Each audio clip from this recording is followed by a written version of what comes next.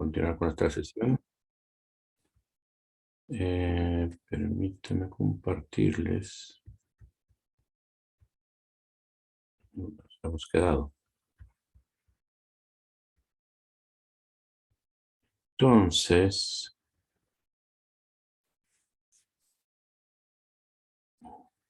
bien. Bueno, estábamos viendo el tema de la naturaleza humana con la intención de hacer la siguiente argumentación, que era cualquier valoración filosófica acerca de la acción humana tiene una relación intrínseca con la ética. Es decir, podemos verlo de las dos maneras. Si yo quiero hacer una valoración acerca de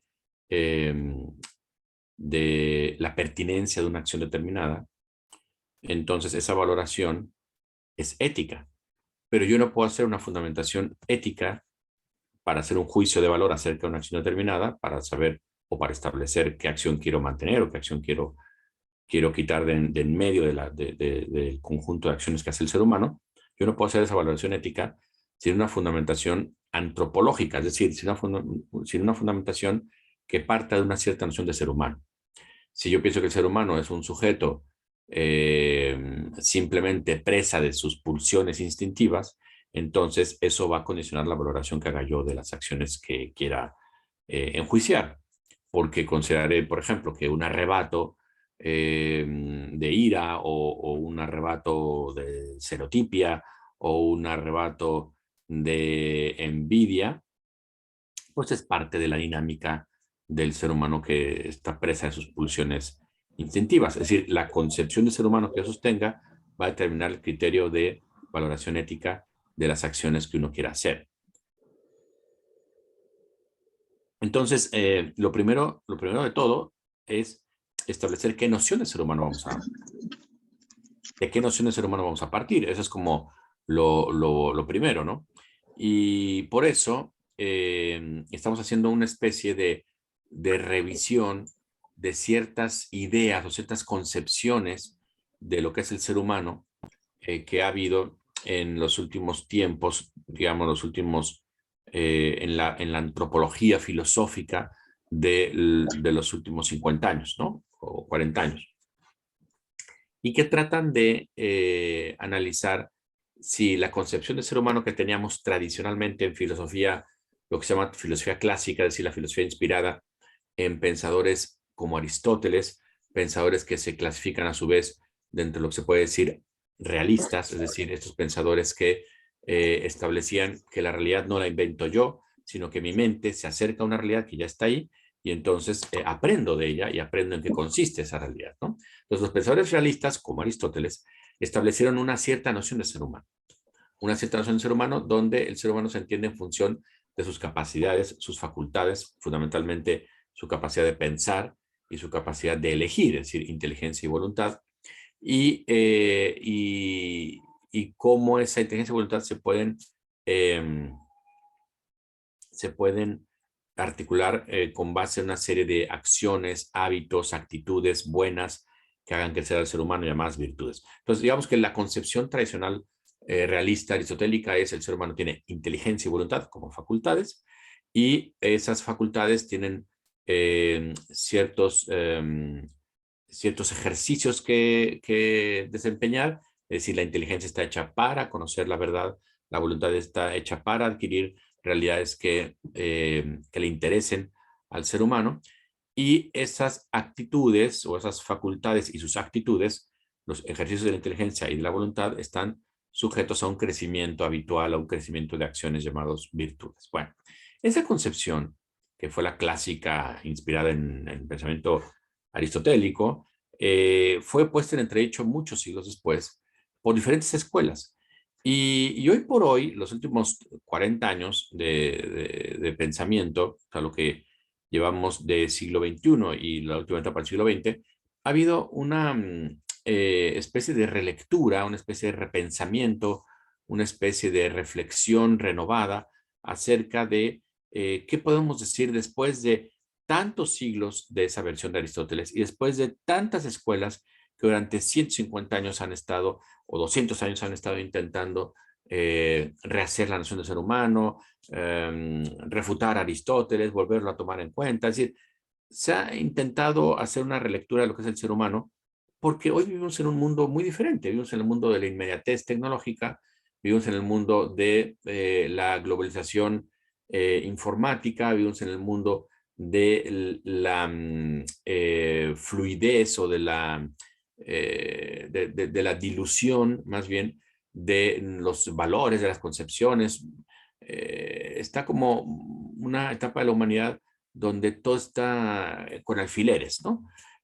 Nuestra viabilidad como especie, nuestra capacidad de interactuar unos con otros, nuestra seguridad misma, dada que somos agentes tecnológicos cuyo rastro informático se conserva, se preserva y se observa, se vigila.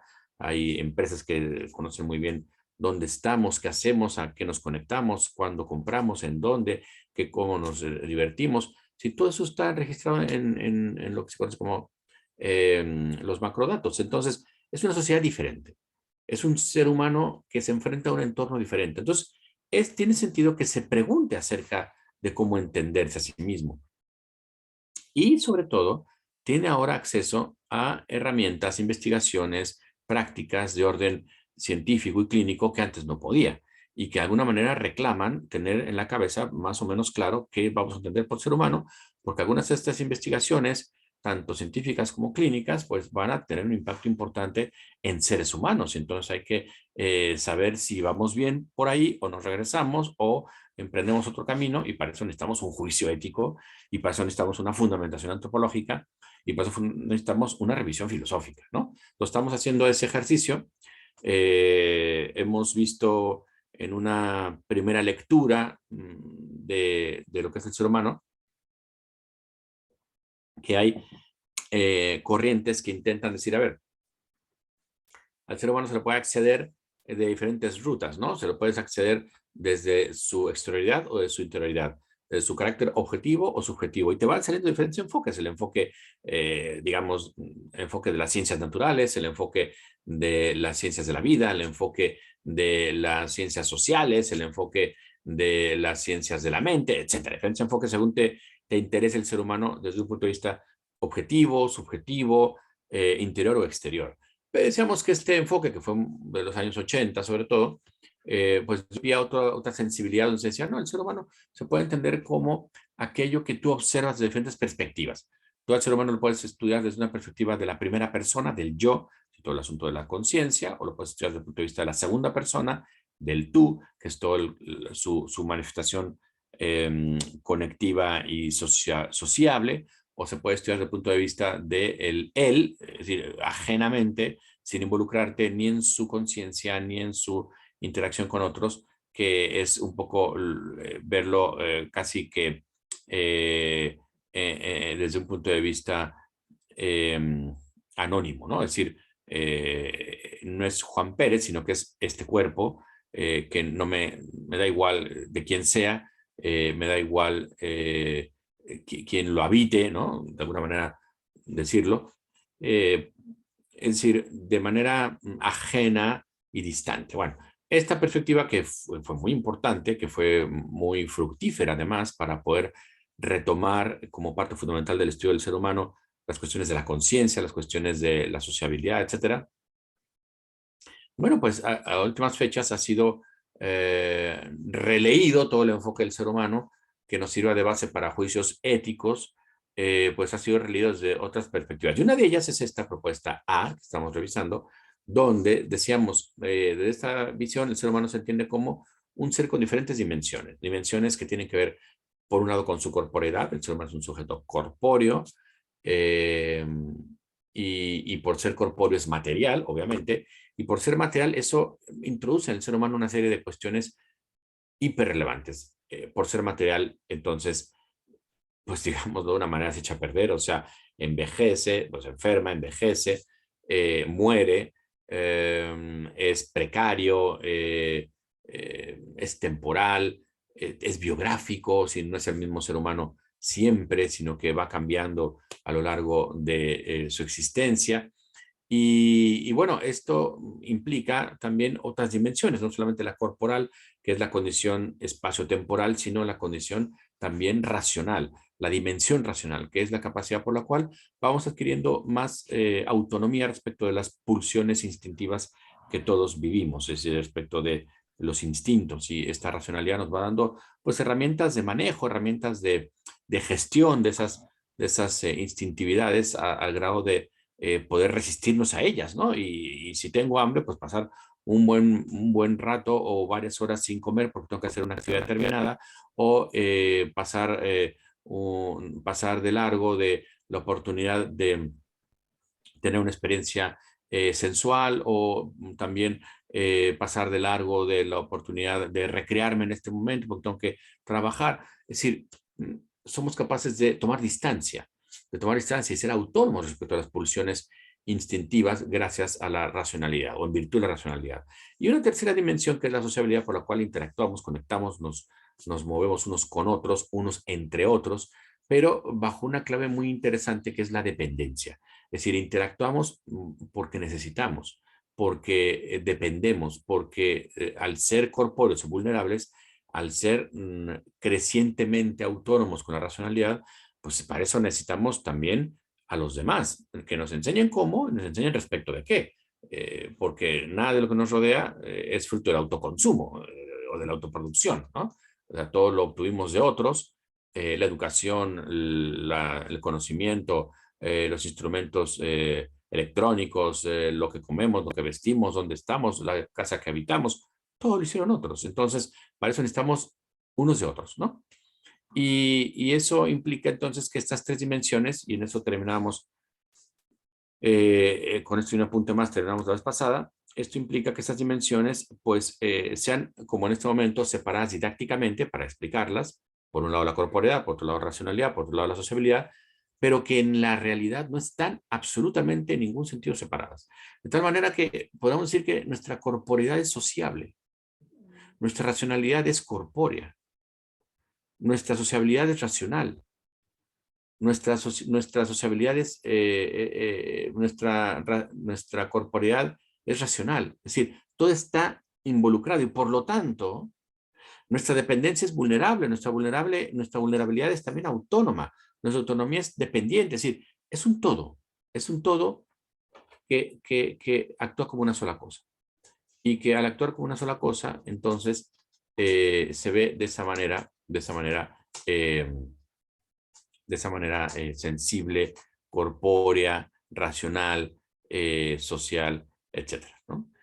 Denme un segundito, necesito, perdón, un segundito.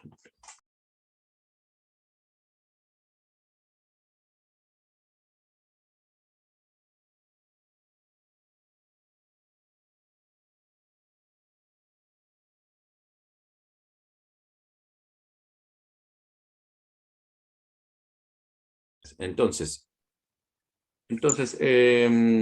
todo esto implica que este análisis, esta concatenación, esta vinculación intrínseca entre las tres dimensiones, pues genere una expectativa. Es decir, si el ser humano es un individuo que tiene dimensiones intrínsecamente relacionadas, concatenadas, como la corporeidad, como la racionalidad, como la sociabilidad, bueno, pues hay una especie de expectativa respecto a su acción. O sea, esperamos de que sea un sujeto que crecientemente es autónomo, que crecientemente en el tiempo aprenda a relacionarse, a interactuar, a dar y a recibir, que sepa generosamente entregar algo de sí, pero también sepa recibir a los otros, que reconozca su condición vulnerable y corpórea, no nada más que la niegue, porque no se puede negar la condición corpórea, aunque por más que uno quiera, el tiempo pasa factura y eso es innegable. Y entonces esto, de alguna manera,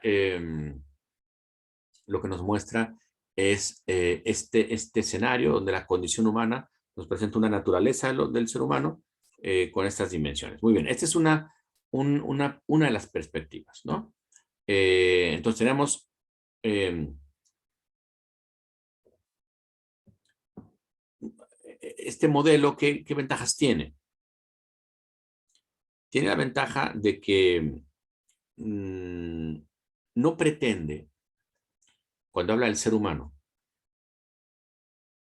cosa que es quizá uno de los principales problemas cuando se quiere hablar de ética, y peor, hablando de ética aplicada, como en el caso de investigación o normatividad de investigación clínica.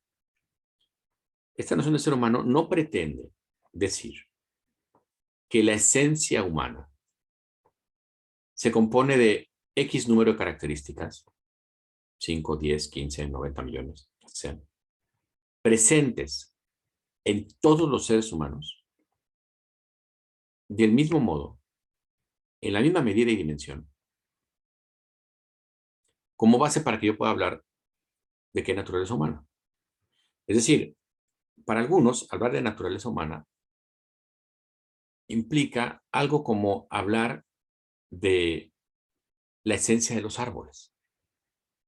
Cuando uno habla de la esencia de los árboles o la esencia de los automóviles, uno cree que puede hacer un elenco de características más o menos definidas que se encuentran en todos los árboles, que se encuentran en todos los automóviles, por igual, en virtud del cual ese objeto, árbol o automóvil, es árbol o es automóvil. Y entonces, esa pretensión de que la esencia es una serie de características fijas, definidas, estables, atemporales, como fundamento para que yo pueda hablar de que hay una especie de arboreidad o una especie de cocheidad, ¿no? Que trascienda el tiempo, que lo mismo aplica a un modelo Forte que a un Lamborghini actual o un coche de primera, de Fórmula 1, ¿no? Bueno, eso, hablar en esos términos es muy complicado en el caso del ser humano. Porque cuando decimos que, eh, por ejemplo, lo esencial de un ser vivo no animal es contar con procesos de nutrición, de alimentación, nutrición y reproducción. Procesos de alimentación, nutrición y reproducción, autónomos, ¿no? Y que eso lo tienen todas las plantas, lo tienen todos los vegetales, todos aquellos que no pertenecen al campo de los animales, ¿no? Al orden de los animales. Bueno, pues uno dice, bueno, eso me permite a mí comparar un arbusto con un roble, con una lechuga, con una zanahoria.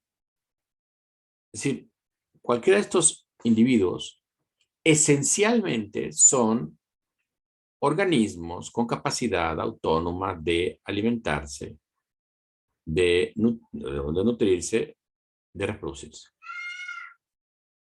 Entonces, ese juicio hace indiferente de quién en particular estamos hablando. O sea, me da lo mismo que eso se aplique a esta zanahoria o a esta lechuga o a este roble.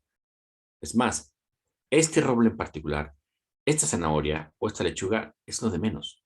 Lo que importa es que tenga yo claro qué los diferencia de los animales.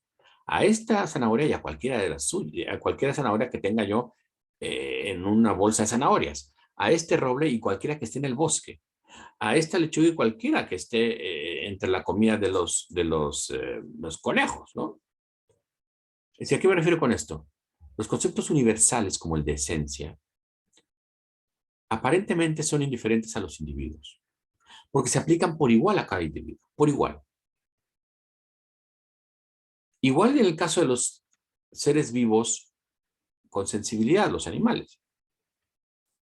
Yo puedo hacer una lista diciendo, bueno, pues eso mismo, ¿no? Organismos capaces de alimentación, por lo tanto, nutrición, reproducción y sensibilidad. Me da igual que estamos hablando de un mamut o estamos hablando de una ballena azul o de una hormiga. Da igual. Entonces allí pareciera que el peso de lo esencial es mayor que la presencia individual. Vamos, porque lo relevante de esta hormiga que tengo enfrente no es esta hormiga que tengo enfrente. O sea, puedo tener esta o sus compañeras. Puedo aplastar esta hormiga, agarro otra y me ocupo de esa otra. Es decir, lo relevante no es esta hormiga en particular. Lo relevante es que cada una de ellas tenga esta esencia para que yo pueda hablar de ellas como hormigas, ¿no? Esa es una manera de entender la naturaleza, repito, con una serie bajo la idea de que los seres poseen esencia, que es una serie de características fijas, estables, eh, atemporales, etcétera, que se influenció mucho, pues, por la noción, por la necesaria clasificación que se dio de los seres vivos, cuando estos seres vivos fueron tan ampliamente cole, coleccionados que necesitábamos un estudio referencial, es decir, un criterio para referirnos a ellos. Imagínense ustedes que, pero antes comento América, se pensaba que se conocía el mundo completamente, ¿no? Y que no, no había otra cosa en el universo más que nosotros. Bueno, ellos, los europeos, ¿no? Y los asiáticos. Se pensaban que era el único mundo existente. Pero cuando descubre América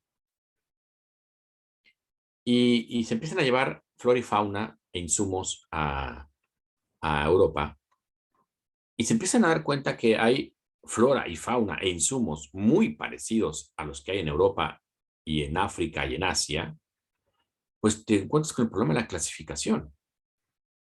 Porque tienes unas plantas de la Amazonia que son súper semejantes a las plantas que hay en la selva africana. Y dices, bueno, a ver, ¿qué es esto? O sea, ¿cómo es que estas plantas, siendo una región y otra, se parecen tanto? ¿Cómo clasifico las plantas? ¿Por su origen? ¿Por su forma? ¿Por su tamaño? ¿Por su color? ¿Por su estructura? ¿Por su qué? Igual con los animales, igual. Entonces, la gran abundancia de reunión de, de naturaleza variada que se dio después del descubrimiento de América y sobre todo después de las expediciones posteriores, hicieron que hacia el siglo, finales del 17, finales de 1600, ya tuviéramos tal cantidad de cosas que organizar y clasificar que se tuvieron que fundar los sitios donde se pudieran clasificar para estudiarse. Fue cuando se fundaron los jardines botánicos, fue cuando se fundaron los zoológicos, en la manera moderna de conocerlo, porque los zoológicos tenían los griegos y otras culturas, pero en la manera moderna como los conocemos, fue que se fundaron estos sitios de estudio de colección de abundancia natural. Y bueno, y surgieron los criterios de clasificación, porque cada región tiene sus propios nombres para las cosas. En un sitio le llaman a una planta de una manera, en otro de otra, ¿no? No sé, hoy mantenemos un poco de eso, o sea, a lo que llamamos en México betabel, acá en Sudamérica le llaman betarraga, y en España le llaman remolacha, ¿no? Así cada región tiene su nombre para decirle las cosas. Eh, bueno, pues estamos un criterio uniforme. Entonces fue que se le ocurrió a algunos hacer un criterio de clasificación. Pero un criterio de clasificación que fuera estable, confiable, único, compartido, que fuera invariable, que todo el mundo pudiera aprenderse para poder usar el criterio de referencia. Y ahí hubo pensadores como John Ray, que fue el que se le ocurrió la primera idea de clasificación de las especies. Todavía hoy se usan descripciones nombres que él inventó, como el del polen o como eh, dicotiledón, monocotiledón, son nomenclaturas que él inventó del siglo XVII, ¿no? Y luego, bajo ese esquema, Linneo hizo su propia versión de clasificación, dando una especie de nombre y apellido a las cosas. Y eso fue un criterio que da la sensación de que las especies ¿no? Este criterio clasificatorio de los organismos es fijo, es estable, es único, es definitivo, es invariable. De tal manera que la clasificación dependió de estos seis criterios, pero en un momento, en una etapa, en la que uno pensaba haber descubierto las características definitorias de algo, por ejemplo, de la abeja, ¿no? ¿Qué es la abeja? Apis mellifera. Ok, es un sujeto que transporta miel, ¿no? Eso significa apis mellifera, ¿no? O el perro, canis familiaris, un can doméstico, domesticado. Muy bien.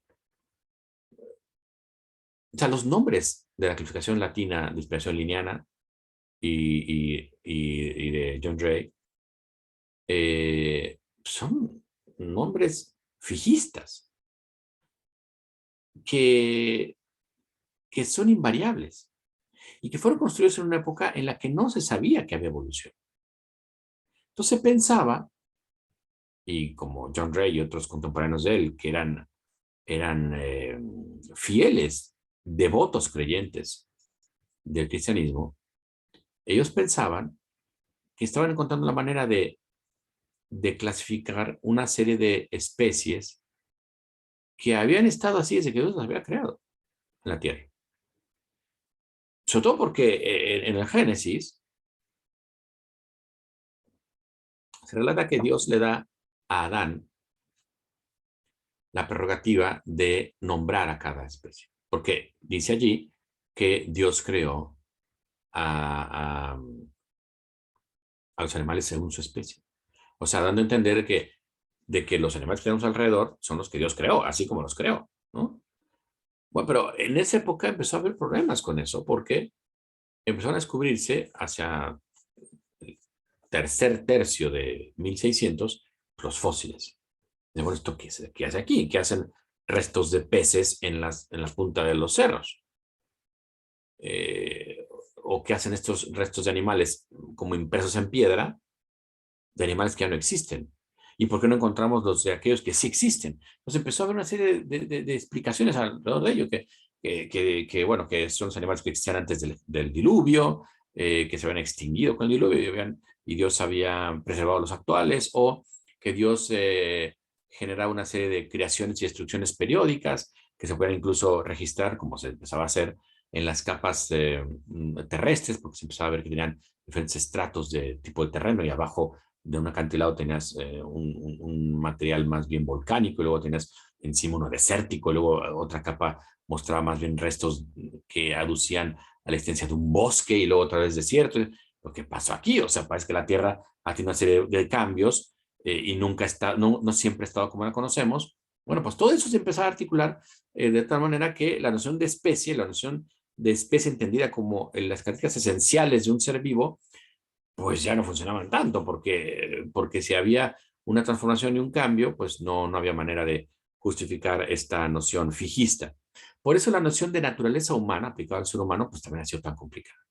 Porque ahora que conocemos los procesos evolutivos, no solamente en la Tierra, sino también en el universo, ahora que sabemos que no hay una sola entidad en el cosmos que no cambie, no evolucione en el tiempo, bueno, pues hablar de naturalezas o esencias como una serie de condiciones invariables, estables, únicas, definitivas, extensas y por igual en todos, se ve muy complicado. Entonces, si no es posible hablar de una naturaleza humana, porque la noción de esencia humana o naturaleza humana es complicado ante un escenario, una realidad que sabemos que es cambiante, que es móvil, que es evolutiva, etcétera, ¿cómo vamos a pretender tener un criterio de referencia para valorar las acciones? Es más, tendríamos, dice este análisis, ¿no? Este análisis que se hace en función de esto que estoy relatando, tendríamos quizá que renunciar a esa posibilidad de, de valoración y más bien dedicarnos a una práctica de descripción. Es decir, en lugar de pretender decir qué es el ser humano, cuál es su esencia, más bien ocuparnos de describir cómo se ha comportado o cómo se ha mostrado el ser humano. Entonces eso implica abandonar la posibilidad de un juicio ético para quedarnos únicamente en el de un análisis sociológico, descriptivo. Bueno, este enfoque es el que ha querido revertirse, repensarse con estos modelos que estamos ahorita anunciando, ¿no? Con esta propuesta A, por ejemplo. Que dice, a ver, podemos hablar de la naturaleza humana, podemos hablar de la naturaleza humana, pero sin la pretensión de encontrar un elenco de características idénticas para cada uno, vividas por igual por todos, atemporales, invariables, ¿no? Más bien, encontremos las dimensiones de todo ser humano, que todo ser humano tiene, pero que son encarnadas y vividas a la manera de cada ser humano. Si logramos eso, si logramos encontrar una serie de características que sean de todos, pero de cada uno, que sean de todos, pero solo de cada uno, pero que sean comunes, pero solo vividas individualmente, entonces quizá podemos hablar de una naturaleza o condición humana que nos sirva de referencia para un criterio ético. Y esta propuesta intenta eso.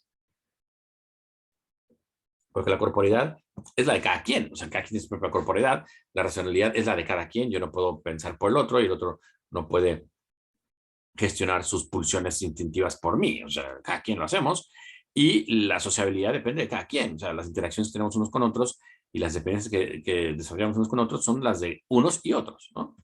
Sin embargo, se puede esperar de todos nosotros, si es que tenemos estas condiciones de corporeidad, racionalidad y sociabilidad, se puede esperar una cierta conducta.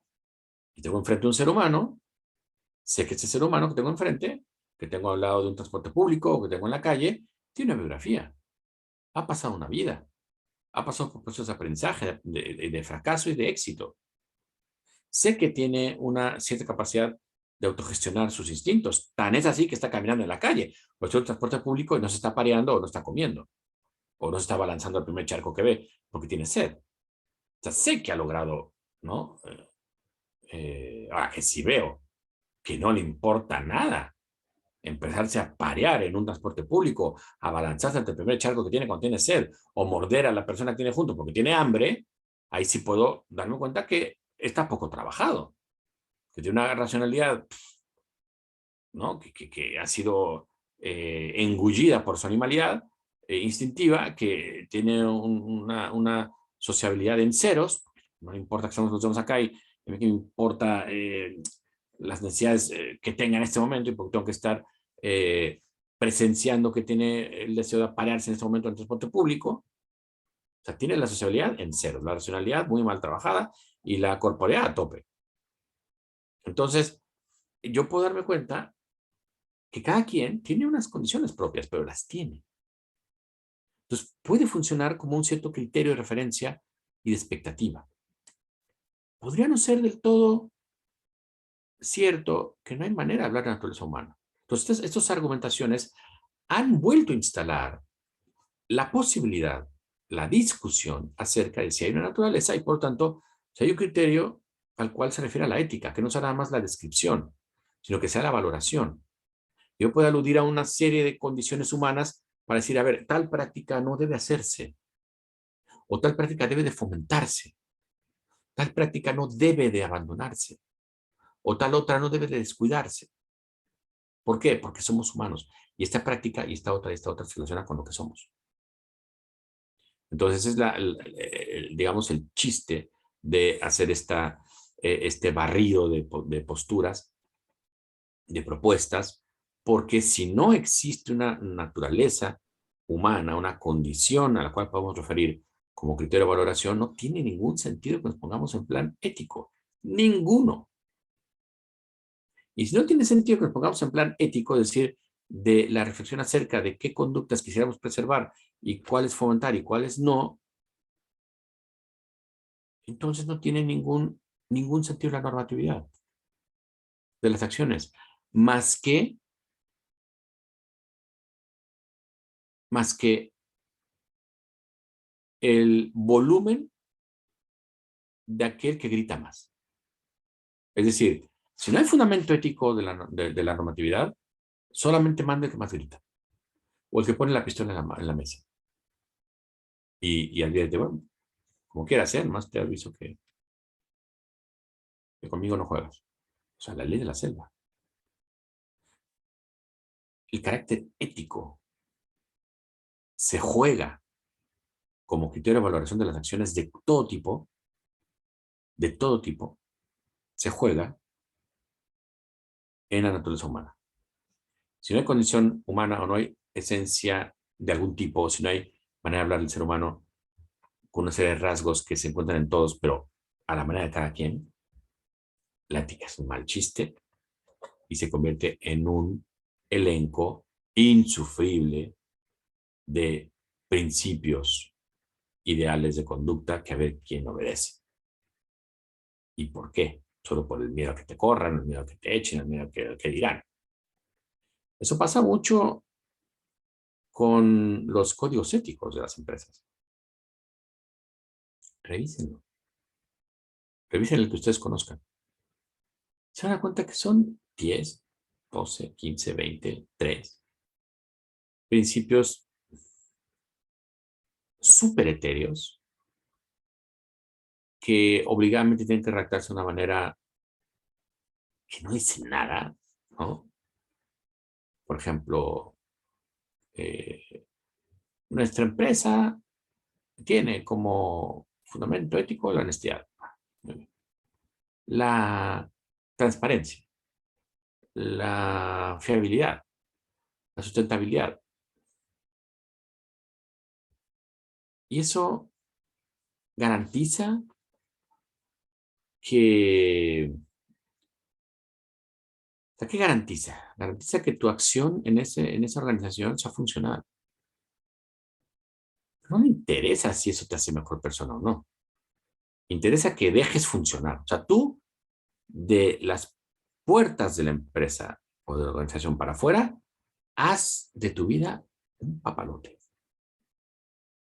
No importa cómo y en qué condiciones y lo que tuviste que hacer o dejar de hacer, pegar aquí. Pero cuando entres aquí, funcionas con esos criterios, ¿eh? Porque como no lo hagas, no te pago y te intercambio por otro. O sea, ese es un criterio funcional, ¿no? Y alguien diría, pues está bien, ¿por qué tiene que interesarle a la institución, empresa o lo que sea, lo que haga yo con mi vida personal? Claro, no tiene por qué regular, pero, pero parece ser que si yo tengo la expectativa de que alguien sea honesto, sea eficaz, sea consistente, sea sustentable en mi organización, bueno, si no lo es el de suyo, difícilmente lo va a hacer acá.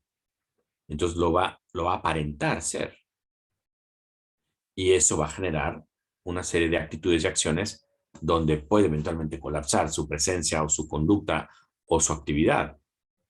Porque por el aparentar, si el aparentar es el criterio fundamental, el aparentar aunque no se sea, eso ya no es leal, porque hay un engaño. Entonces hay una serie de consecuencias de convertir la ética en una serie de normatividades sin sustento en la naturaleza humana, porque dependen del señor que esté arriba, en la cúpula de la organización. Y si un día cambian de dueños, pues viene otro con otros principios éticos. Hasta el crimen organizado hay ética, ¿no? Y se acuerdan no atacarse a las familias o a nadie se le ocurre, si no quiere hacer una guerra civil entre bandas de delincuentes, a nadie se le ocurre atacar a la mamá del jefe de la banda contraria, ¿no? Así que es que esto arda, pues, atacas a la mamá de la banda contraria, a sus hermanos y aquello se hace el polvorín que hemos visto en muchos países de Latinoamérica, ¿no? Son reglas. Pero las reglas de normatividad no son ética. La ética es el estudio de la conducta esencialmente humana que se desprende del carácter humano y que tiene como intención hacernos crecer como seres humanos, reforzar el talante humano, decíamos ethos, talante, condición, no solo costumbre, sino talante, que es una condición distintiva.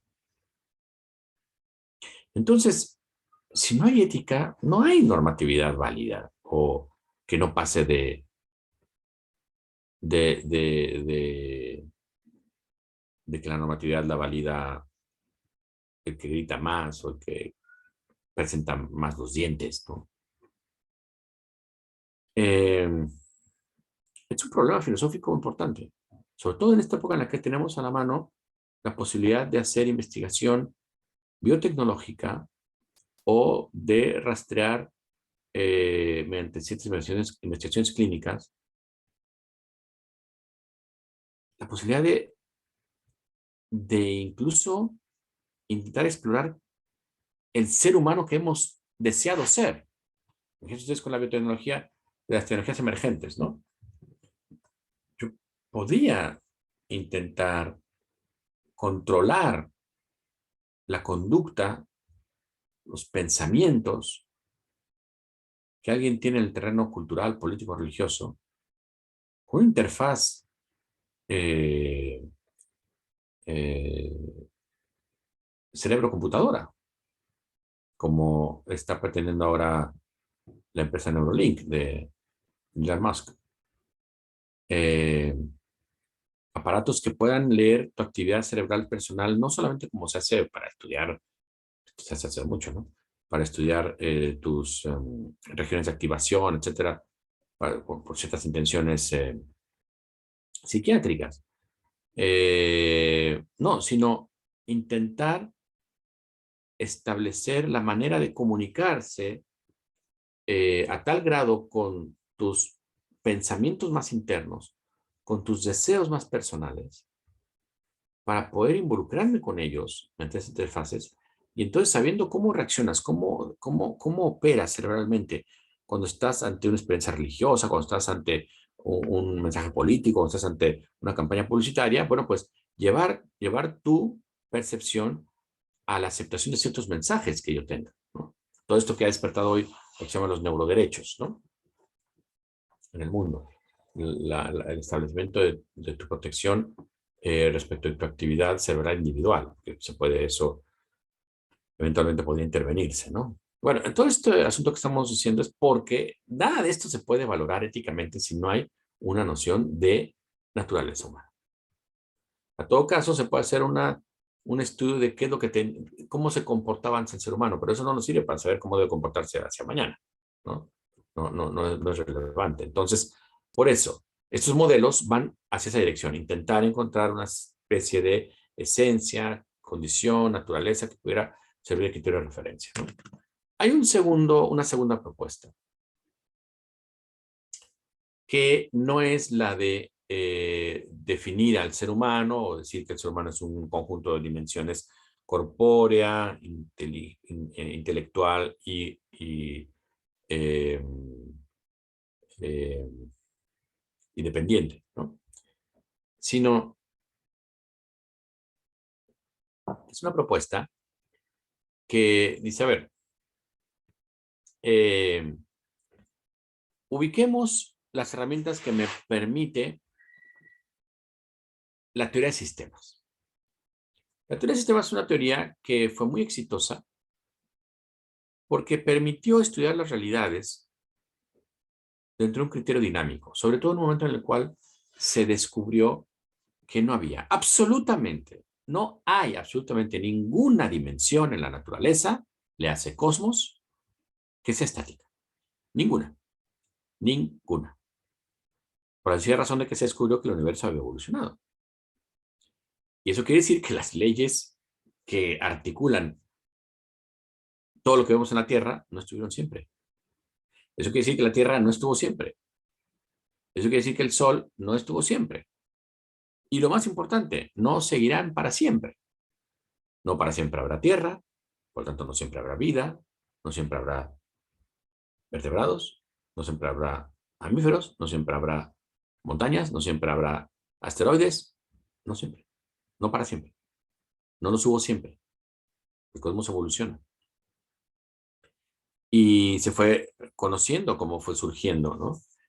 A partir del Big Bang en adelante, la estructuración de los elementos que hizo posible que estuviéramos aquí. Y las condiciones que aparecieron en el sistema solar para que la Tierra tuviera vida.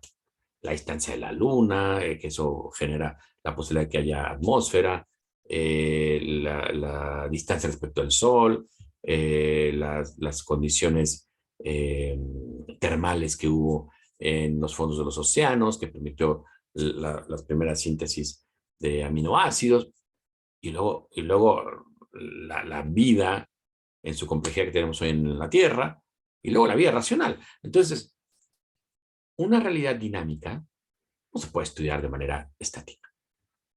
Antes se pensaba que el universo estaba así desde siempre. Incluso aunque alguien fuera un científico, que había muchísimos de quienes por primera vez establecieron el estudio del universo, aunque esos científicos fueran creyentes, dijeron, no, pues así está el cosmos desde que Dios lo creó. Y entonces observaban los registros de los sumerios, babilonios, chinos, griegos, egipcios. Y dice, oye, las estrellas que ellos describieron son estas mismas, están enfrente, las mismas, la misma posición, la misma posición. El universo está así desde siempre, pensaban, ¿no? Bueno, y Newton pensaba que el universo estaba así, era una especie de pizarrón donde ocurrían los fenómenos, ¿no?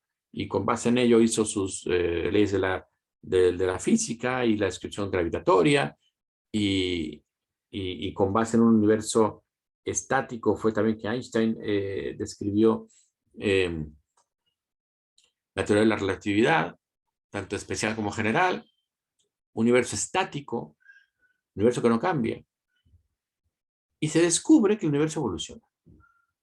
Y más bien, se explican ciertos fenómenos proponiendo que el universo evoluciona, años 30 del siglo XX. Ahí quedó archivado, pues porque era una propuesta para explicar fenómenos que se veían. Pero años 60 del siglo XX, se confirma que el universo evoluciona. Ahí ese es un shock. Porque entonces el criterio de interpretación de la realidad ya no puede ser estático. Más bien, el criterio de interpretación de la realidad es fruto de un efecto óptico.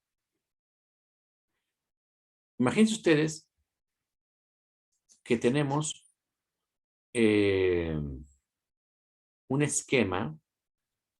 Voy a ver si puedo representar esto. Imagínense ustedes que tenemos una Y. Una Y que es un soporte, ¿no? La Y, el soporte de abajo, y luego una ramificación, una bifurcación, ¿no? Si yo veo la Y con suficiente distancia, me doy cuenta que eso tiene un punto de quiebre donde viene una bifurcación. Hay una línea que se parte en otras dos, ¿no? O sea, tiene una trayectoria y luego se parte en otras dos. Pero si yo cierro más la mirada y me fijo solamente en la línea, inferior de la Y, no veo la bifurcación. Lo que veo es una línea regular. No veo ningún cambio. Lo que veo es una trayectoria de una línea estándar sin cambios. Al no ver la bifurcación, yo me puedo llevar la impresión de que eso que estoy viendo es estable y es eterno. Pues porque la línea ¿qué es? Es el resultado de una trayectoria que se cruza en cualquier punto. No tengo yo posiciones privilegiadas. Una línea recta no es más recta en medio que al final que al principio. Es más, la línea recta no tiene ningún tamaño que la defina. Siempre puede ser incrementada para adelante y para atrás. Basta con que añada más puntos. De tal manera que lo que yo tengo con perspectiva ante una línea recta es que siga siendo recta. Yo puedo analizar cómo está la línea recta en su parte más lejana hacia atrás, analizando cómo está hoy, porque sé que hacia atrás seguirá tan recta como la tengo hoy.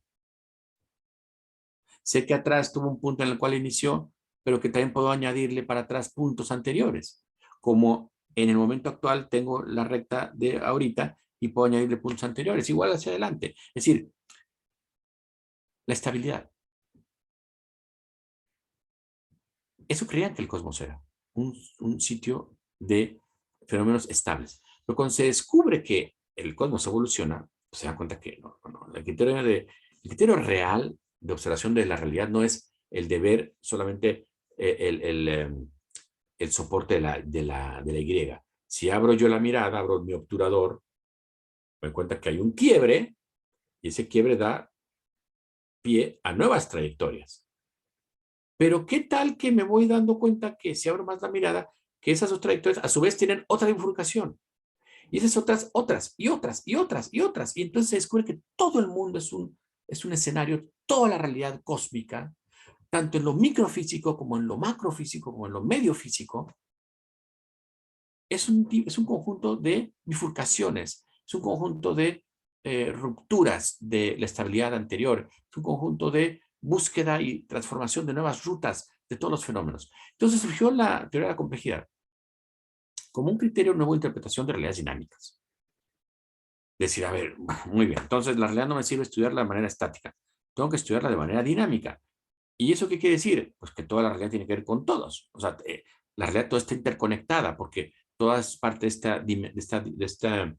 esta dinámica de cambio incesante. Entonces, este es un criterio para interpretar cómo se va dando en función de la combinación de los fenómenos anteriores junto con los posteriores, cómo se va dando los fenómenos naturales. Y eso fue la teoría de sistemas. Entonces, en teoría de sistemas, eh, que repito, alude a la interconexión causal entre unos fenómenos y otros, cosa que antes no se pensaba así, antes se pensaba que los fenómenos, que los sistemas eran aislados, ¿no?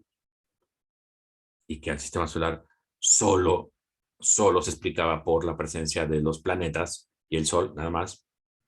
Pero bueno, y obviamente la gravitación universal, pero claro, la distancia a la que se encuentra la galaxia Andrómeda, pues sería irrelevante su influencia respecto de la que se encuentra el Sol si queremos explicar el movimiento de la Tierra. Como la gravitación universal depende del cuadrado de las distancias y la masa, entonces pues la distancia de Andrómeda me da igual, pero la del Sol no tanto, porque la del Sol sí que está a una distancia respecto a su masa que me puede influir como Tierra, a diferencia de Andrómeda, que tiene millones de veces más masa que el Sol, pero su distancia hace irrelevante su influencia. Entonces, se pensaba así, ¿no? Pero el carácter de sistémico permite establecer que es relevante la influencia de todos con todos. Entonces, entre los sistemas hay dos tipos de sistemas bastante bien estudiados. Los sistemas cerrados y los sistemas abiertos. Los sistemas cerrados son estos sistemas que no interactúan con el medio, no pueden entregar nada de sí mismo en el medio y tampoco pueden asimilar el medio a sí mismos. Y su presencia, un sistema cerrado, la presencia que tiene en su entorno que le rodea, implica más bien resistencia a ese entorno para poder permanecer. Es decir, lo esencial de un sistema cerrado es permanecer no obstante el entorno. El típico ejemplo, un acantilado que está recibiendo el golpeteo del agua, no puede convertir esa agua en acantilado. Es más, la humedad que está penetrándole llega a un punto en el que rompa su estado de equilibrio y entonces rompa la piedra. La erosión es tal que la rompe. Este dicho de la gota, se guta acabat lápida, ¿no? La gota atraviesa la piedra. O sea, de tanto estar dándole, la rompe. Como vemos en las estalactitas o las estalagmitas, ¿no? Que son formaciones de un goteo pequeñito, ¿no? Entonces, ¿qué pasa con un sistema cerrado? No puede asimilar el entorno, no puede convertir el entorno en sí mismo, entonces lo resiste hasta un cierto grado de equilibrio donde, pasado el cual se colapsa. Un sistema abierto es un sistema que, en contraposición, sí interactúa con el entorno. Y no solamente es capaz de convertir el entorno en sí mismo, sino que deja algo de sí mismo en el entorno, es un intercambio real, ¿no? El típico caso, obviamente, es un ser vivo. que se alimenta del entorno, de lo que hay en el entorno, lo transforma en sí mismo, los nutrientes que necesita, y desecha lo que no quiere, o lo que no necesita, o entrega parte de sí mismo, una cría o un fruto, ¿no? Es decir, hay una dinámica de interacción allí. El ser humano podría ser explicado, esta fue la propuesta que se hizo en esta propuesta B, podría ser explicado el ser humano con base en el sistema de sistemas, desde el punto de vista de la teoría de sistemas.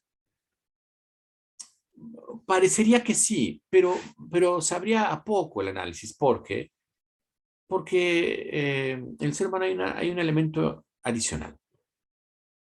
Se parece mucho más al sistema abierto que al cerrado, obviamente, porque el ser humano interactúa, el ser humano deja en la naturaleza algo de sí mismo, con su tecnología, con la cultura, deja ciudades, deja maneras nuevas de producir energía, o sea, no puede decirse que el ser humano sea un sistema cerrado, va interactuando y convirtiendo la realidad en sí mismo y él mismo va dejando algo en la realidad. Pero aquí hay un asunto interesante. En el caso de de los seres vivos, si un individuo, si uno estudia cómo un ser vivo logra esta interacción, eh, se dará cuenta que no hay gran diferencia como lo hace otro ser vivo del mismo tipo. Es decir, los árboles de un bosque, más o menos de manera estandarizada, intentan asimilar la energía solar y los nutrientes del suelo para producir la fotosíntesis y después la fotosíntesis convertirlo en savia, combinarse con los nutrientes del suelo y luego dar origen a frutos. Lo hace este oyamel, o lo hace este cedro, o lo hace este roble, o lo hace este aguahuete. Es decir, lo hacen por igual, ¿no? ¿Qué pasa en el ser humano? Que el ser humano hay un distintivo fundamental que es su carácter individual, su carácter personal, su carácter consciente individual. Puede decir de alguna manera su carácter biográfico. Pensamos hace un momento, la biografía de cada quien es de cada quien. Yo no vivo la vida de mi vecino. Y el éxito de mi vecino no es mío. Me puedo yo alegrar, pero no porque él sea exitoso, yo soy exitoso. No porque él sea feliz, yo soy feliz. Y al revés. Cada quien tiene su propia biografía. Cada quien se trabaja su propia vida. Y cada quien tiene una única vida que vivir. Entonces, si es tan personal la condición de cada uno,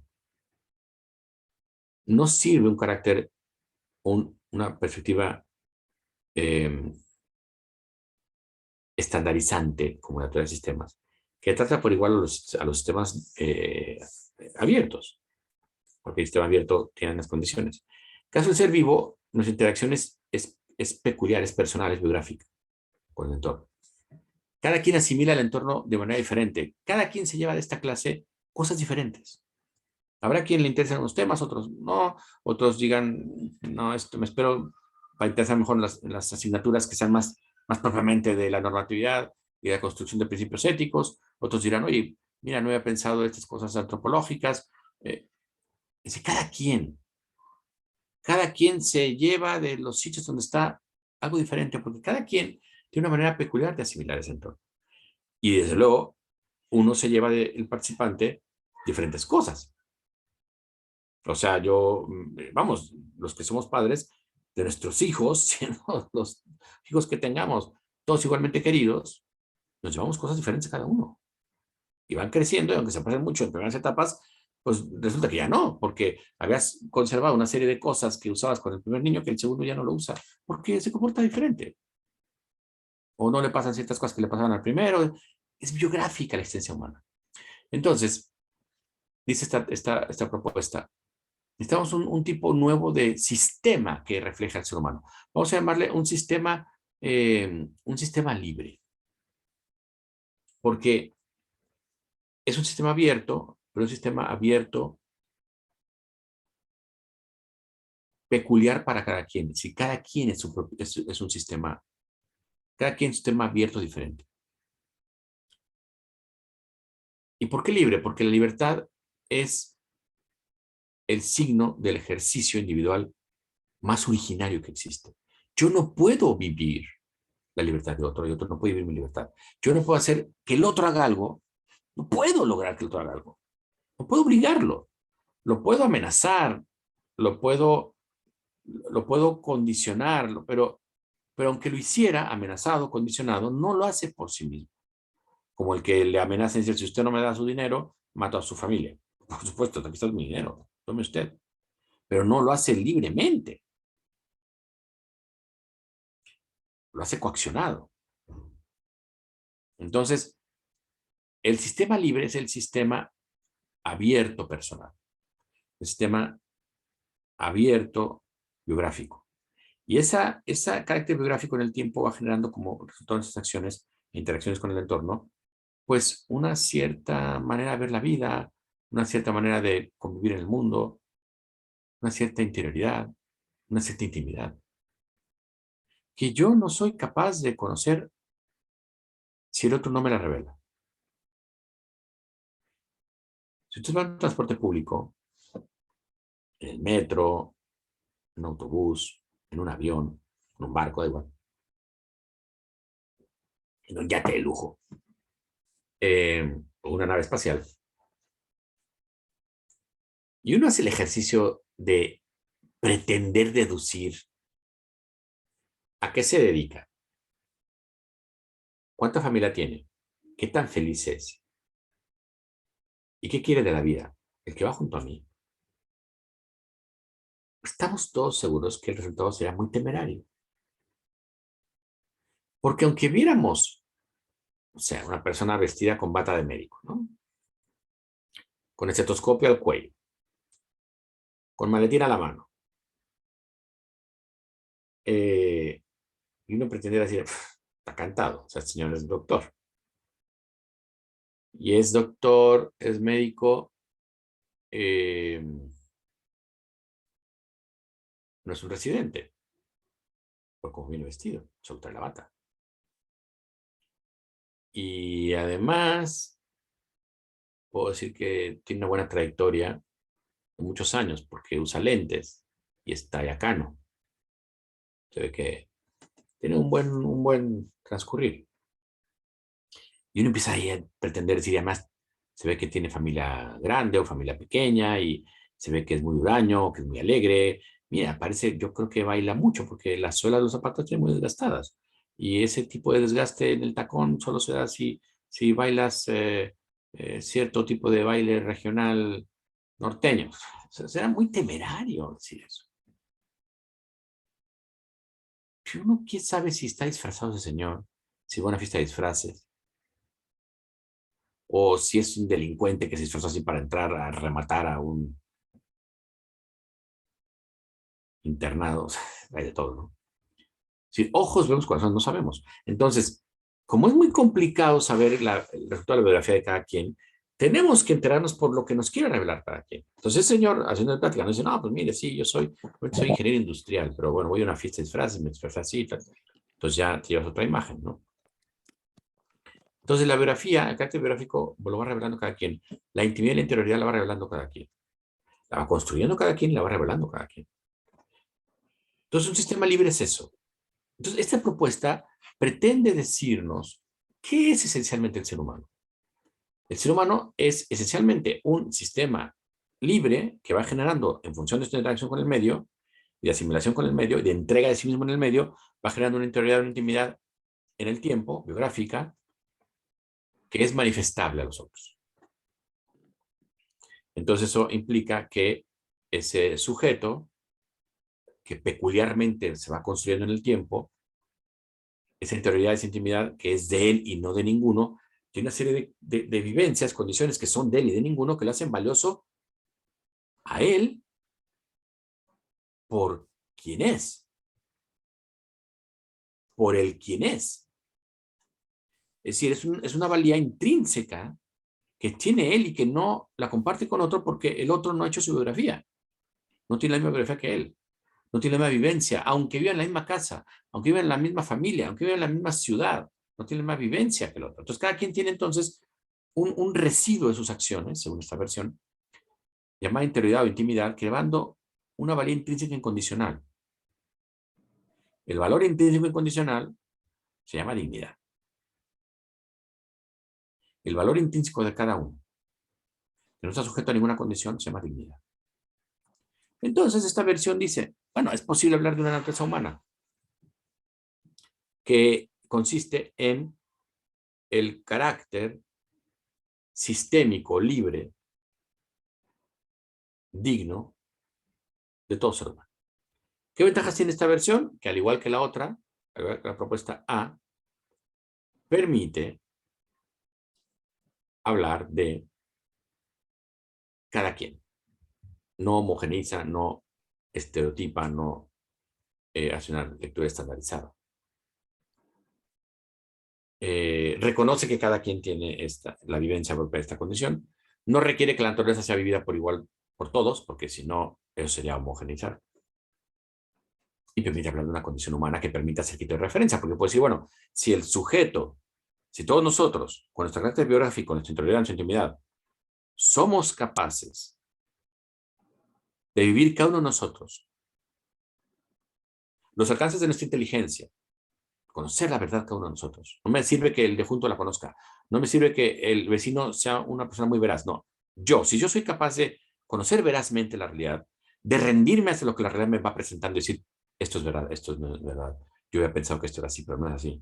Y mi voluntad es capaz de orientarse a aquellas realidades que me permitan crecer en mi capacidad de conocer la verdad, en mi capacidad de vivir en el entorno en el que me encuentro.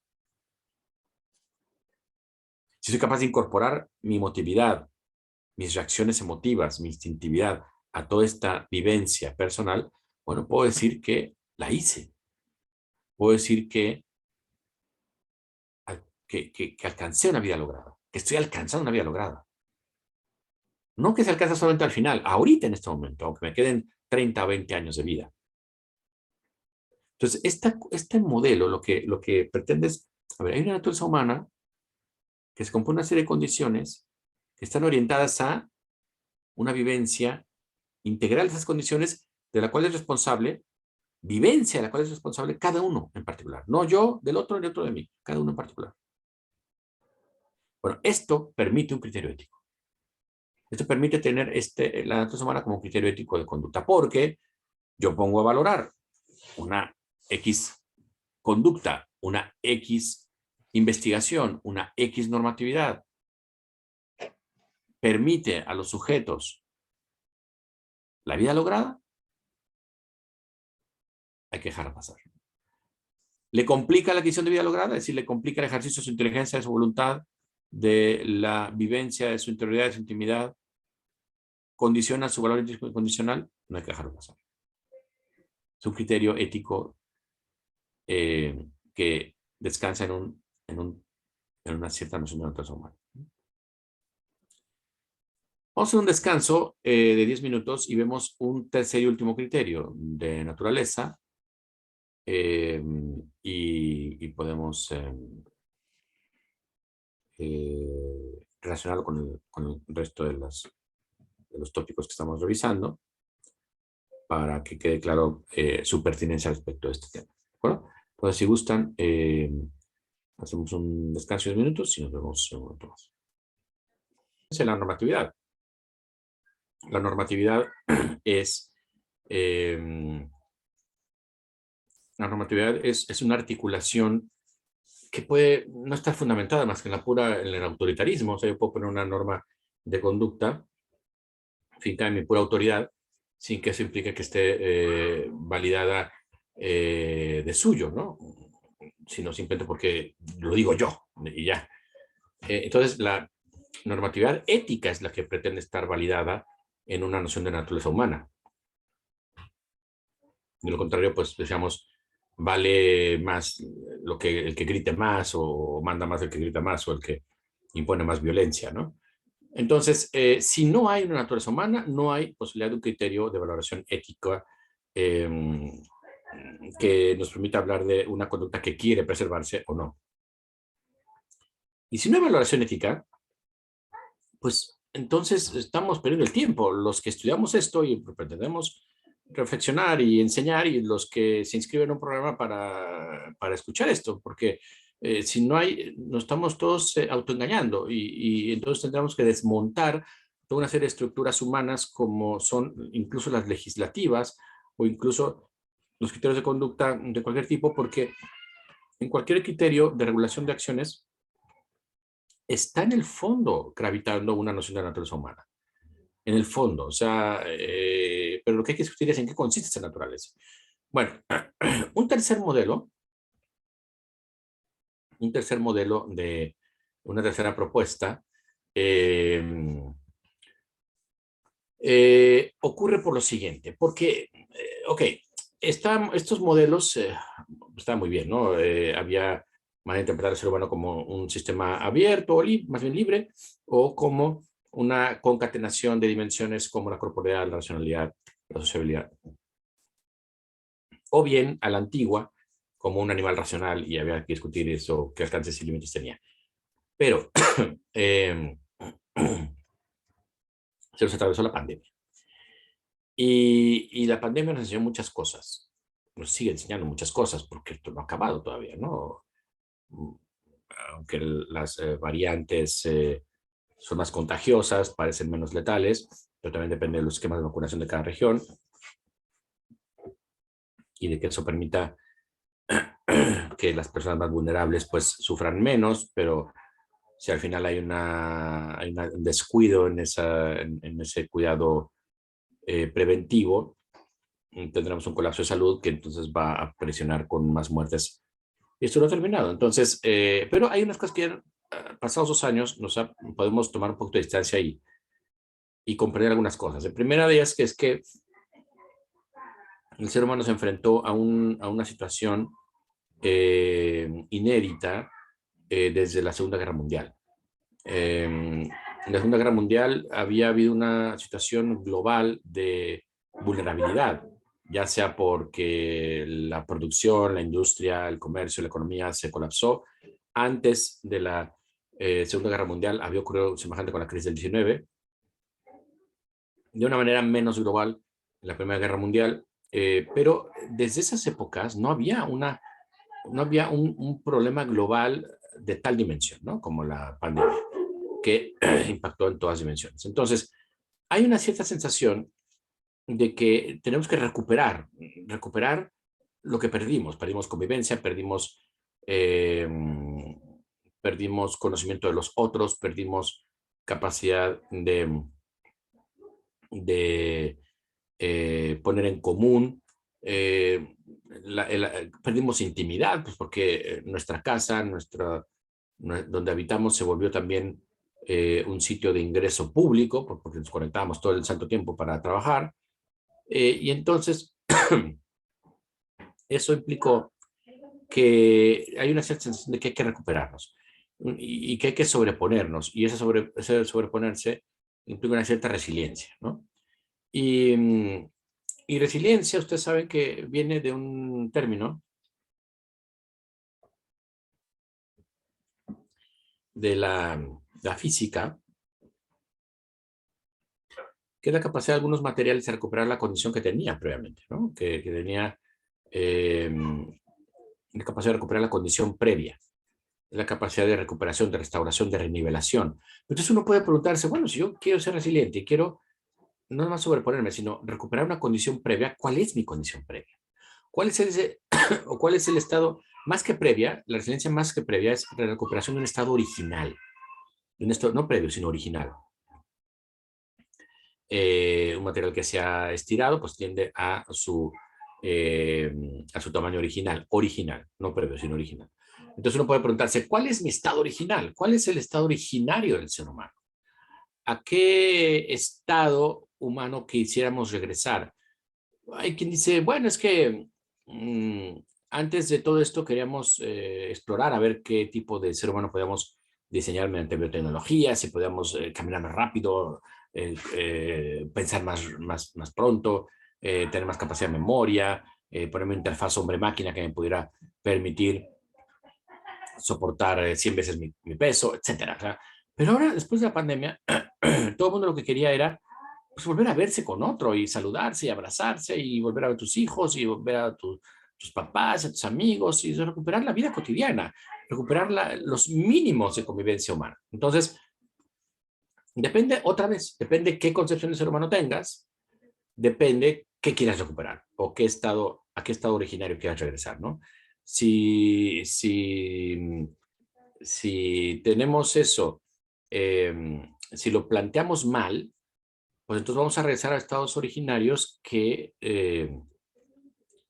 van a seguir prolongando estados de crisis como aquel estado de crisis en lo que nos sorprendió la pandemia, porque nos sorprendió en un estado de globalidad indiferente al otro, nos sorprendió en un estado de mercantilismo a mansalva, que cuando se necesitó de las vacunas y se necesitó de la distribución, se necesitó de repartir a todo mundo, no nada más a los que podían comprar más, sin acaparamiento, las vacunas, bueno, pues eso fue una gran prueba, una gran prueba a lo que el ser humano tenía, concebía de sí mismo, ¿no? Porque en primer lugar, lo primero que era compartir el genoma del virus, ¿no? Porque, es decir, a ver, lo comparto muy tempranamente, se compartió hacia enero, después de que en diciembre se va a conocer a nivel universal la aparición del virus en Wuhan. En enero se compartió y todo el mundo a trabajar. Todo el mundo, ya con ese dato, pues a trabajar una vacuna, a trabajar, y fue una brutalidad lo que se logró, ¿no? Una vacuna de emergencia a menos de un año, eso es un triunfo de la tecnología impresionante, de la biotecnología impresionante. Entonces, si, si lo que queríamos era regresar a un estado de ganar, eso no hubiera sido posible, porque no hubiera quien hubiera podido pagar. Vamos, no es que hayan perdido las farmacéuticas, pero sí hubiera ciertas circunstancias, las vacunas no hubieran costado lo que costaron, no hubieran costado 100 veces más. Eh, y si no hubiera las circunstancias que tuvimos, juntar al universo de individuos en los cuales hacer las pruebas de control de las vacunas que iban saliendo hubiera sido imposible. Pero todo el mundo se ofreció, porque en todo el mundo, en todos lados había personas que querían someterse a esa experimentación, entonces gracias a eso se pudo probar cuáles eran eficaces, cuáles no y en qué sentido. Entonces, en ese caso, estamos hablando de que en la actualidad eh, nos dimos cuenta que la resiliencia post-pandemia, es decir, el regreso a condiciones originarias, nos retan para establecer otras condiciones diferentes a las que teníamos. Abandonar este utilitarismo en el que estábamos de ganar, previo a la pandemia, que no era nuestro estado originario, más bien era el estado en el que nos había llevado la indiferencia, la comercialización, el subjetivismo, la falta de solidaridad, de colaboración, etcétera. Y se ven despertado nuestros peores demonios, y ahora que tenemos la posibilidad de rehacernos, pues creo que difícilmente la idea sería regresar a lo que teníamos, tal cual, ¿no? Porque eso lo que va a generar otra vez una actitud que eventualmente ante otra crisis nos va a hacer otra vez comernos unos a otros. La pandemia generó unas actitudes, sobre todo al principio, de mucha entrega, generosidad, de gratuidad, de poner en común el servicio de cada quien. Si eran artistas, ponían conciertos gratis. Si eran autores, leían sus obras. Si eran instituciones educativas, abrían sus programas. Si eran trabajos, habría posibilidad de trabajar a distancia. Claro, lo que se podía. En fin, fue a nivel global una experiencia que vamos a recordar durante muchas décadas de oportunidad para hacer las cosas mejor, de saber que la gente no quiere morir sola, que no quiere morir sin ver a sus familiares, que no es lo mejor que mueras en una cama de hospital aislado durante X cantidad de días sin poder tener una llamada siquiera o un contacto personal, que no puedes estar en condiciones de que tengas que hacer un triage y decidir quién puede quién puede recibir la atención y quién no. Es decir, muchas enseñanzas de cómo hacer este mundo más parejo, más de cómo emparejar la cancha y que todo el mundo tenga acceso a los beneficios que tienen los que más beneficios tienen, ¿no? Entonces, en ese sentido, hay un cambio de mentalidad, o se esperaría un cambio de mentalidad, donde en lugar de buscar un criterio de utilitario, de ganar, fuera más bien un cambio hacia un estado originario de donde ninguno nos fuera indiferente, de cuidado múltiple, del cuidado de los otros, de la atención a los otros, de la advertencia, del interés hacia hacia el otro de cómo está, si está en lo que quiere, en lo que desea, en lo que le hace pleno, y que el otro esté a las vivas de si yo estoy en las condiciones que me hacen pleno, que me quiere. Es decir, en una interacción más cercana, en un cuidado, un interés por el otro. Eso implica un cambio de mentalidad, un cambio de interpretación de la realidad.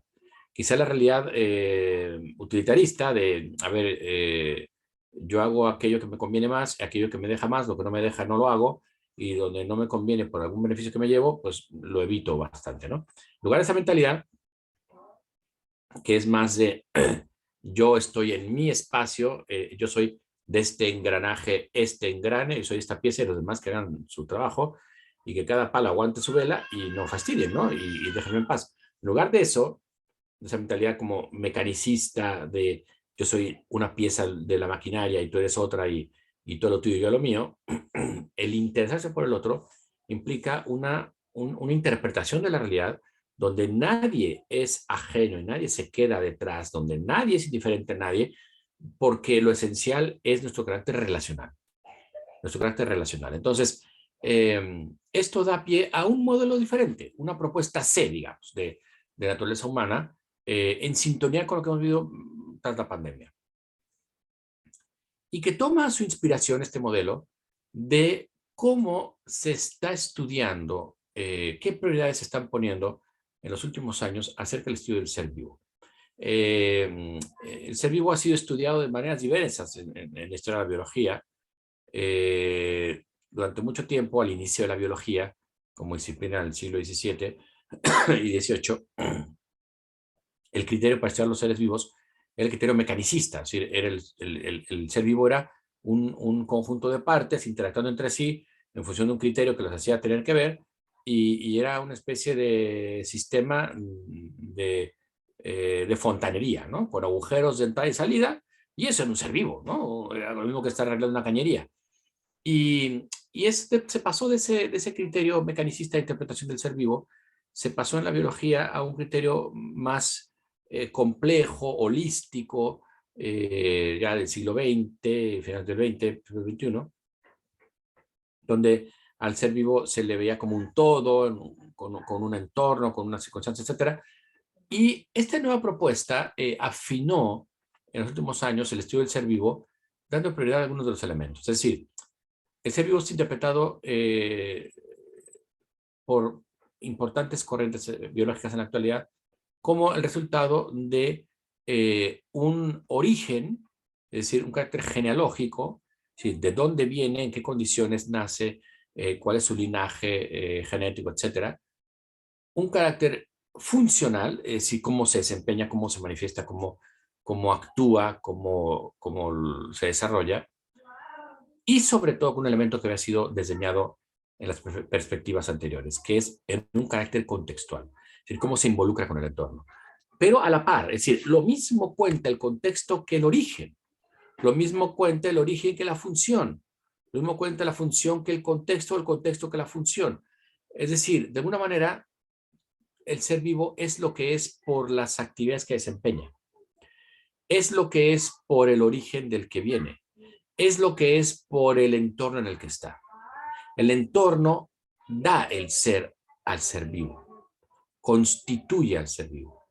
Igual que el origen, igual que la función. No es simplemente una circunstancia ocasional donde le tocó estar, no, no, sino que el entorno es realmente una causa real del ser vivo.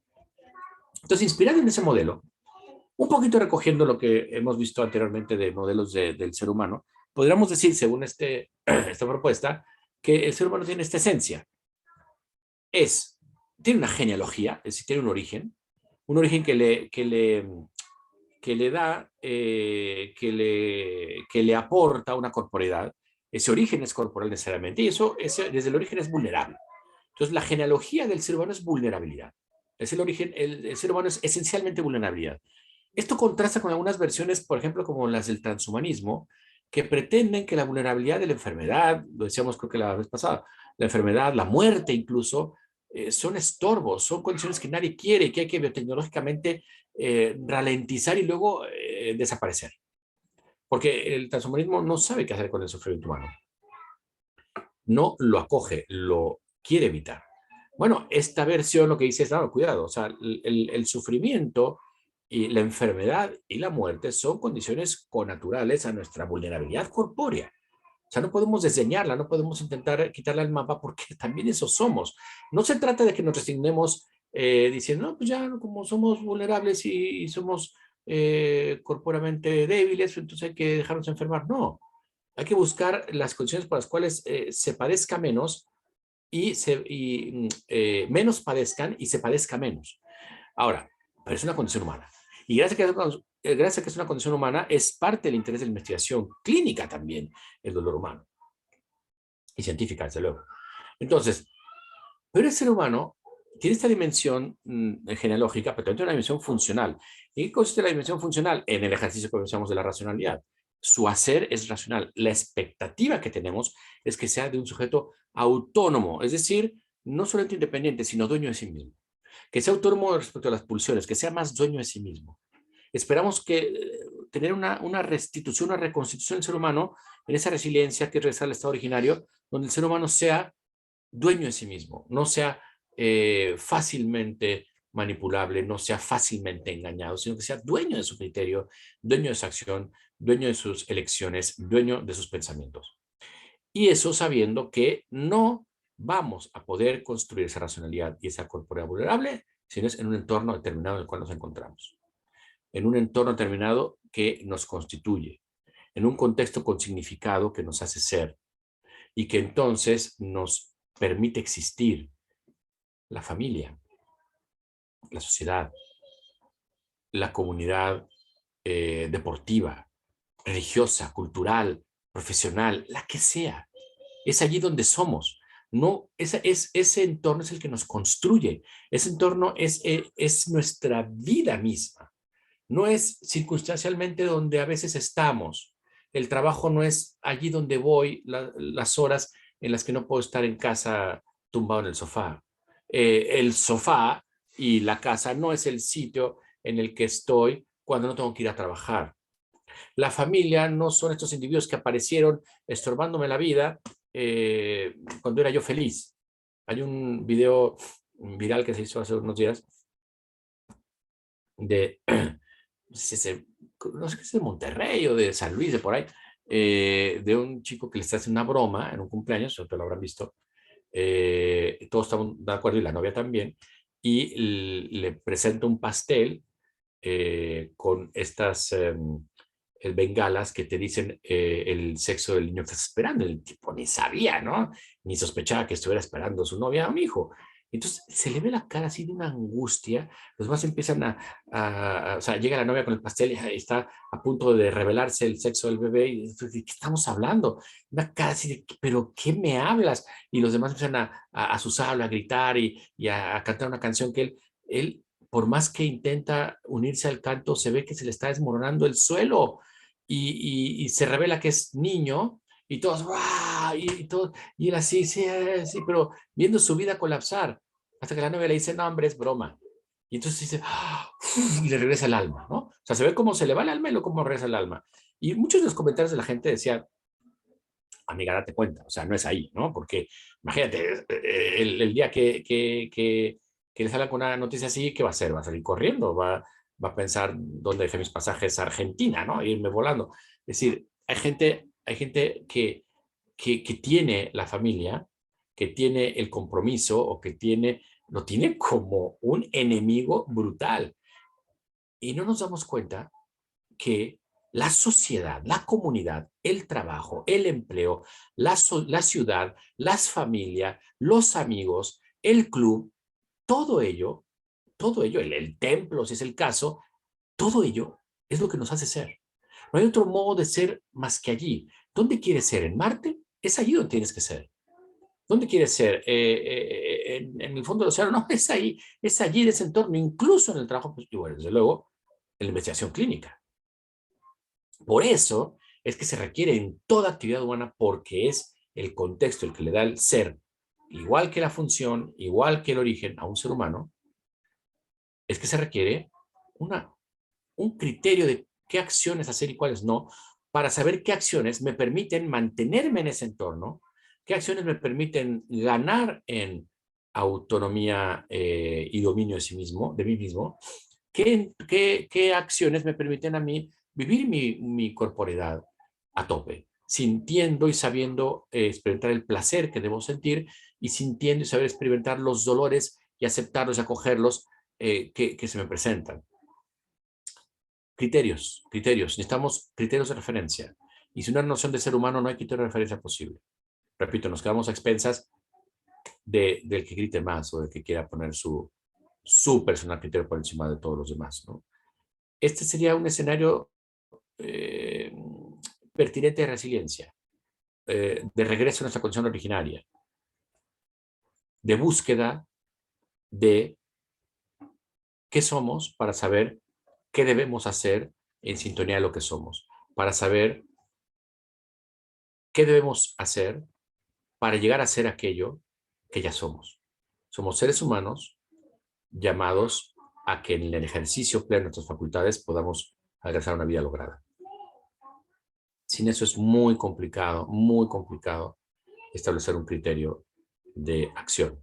Y en la investigación clínica se requiere un criterio de acción. Es un criterio procedimental, pero cuando es ético el criterio, se requiere un criterio, una noción de ser humano fuerte para saber por dónde debemos seguir y por dónde de seguir no tendremos un buen resultado que sea benéfico para el ser humano per se.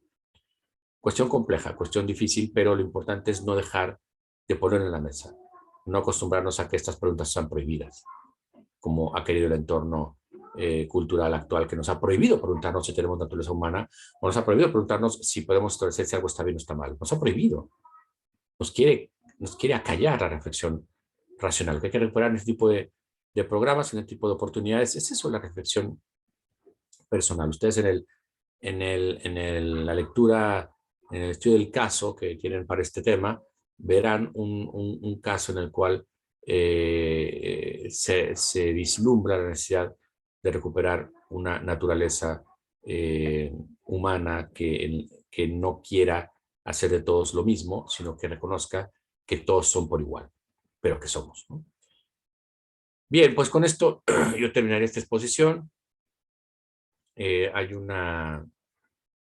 un tema que viene la semana que entra con otro profesor y después finalmente veremos el último tema conmigo. Pero bueno, si hay algún comentario, pregunta, etcétera, de lo que hemos visto hoy, pues estoy a su disposición en estos minutitos que todavía tenemos.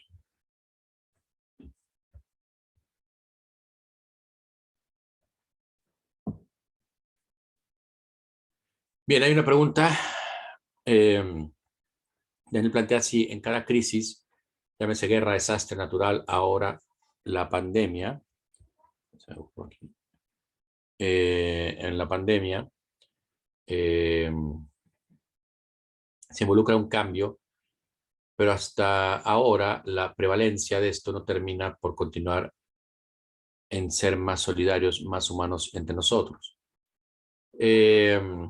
Bueno, tenemos un problema aquí muy importante porque al principio de la pandemia se despertaron esas intenciones que decíamos, ¿no? Como muy solidarias, de compartir y tal. Y luego, durante la pandemia, todavía lo más fuerte de la pandemia, un momento en el que, como al año y medio, pues se empezó a verle el colmillo a los más egoístas, ¿no? Y querían acaparar las vacunas y querían como sacar, muchos países quisieron sacar beneficio político. Y ahí, en efecto, ahí se ve que no terminamos por continuar para ser más solidarios, más humildes entre nosotros. No, no, y luego nos amanecemos con una guerra, ¿no? Para acabarla de fastidiar.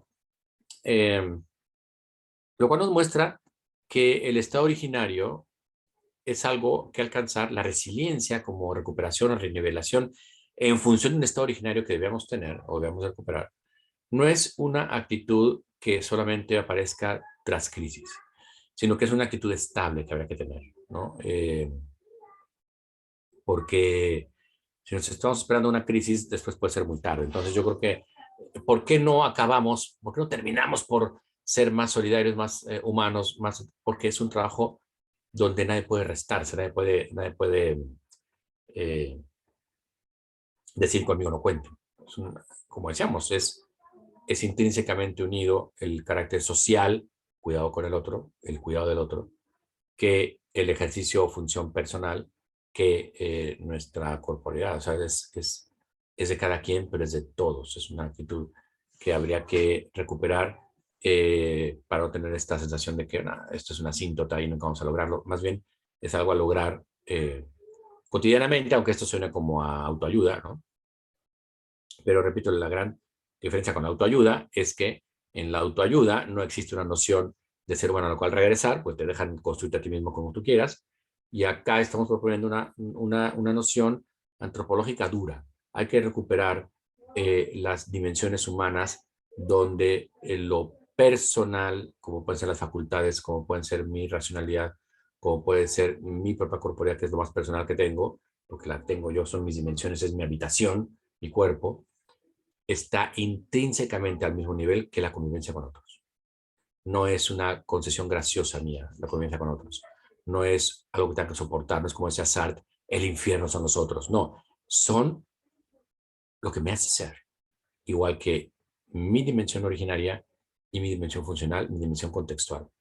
No soy ser humano, sino entre los demás. Entonces, esto es un poco el sentido porque hay que trabajarlo cotidianamente. Bien, si no algún otro comentario, les agradezco mucho su conexión, su presencia y ustedes tienen el tema siguiente, pero nosotros nos vemos de esta semana que viene a la otra, para el último de los temas con los que intervengo yo en este diploma. Muchas gracias, muy buen fin de semana y estamos en contacto. Gracias.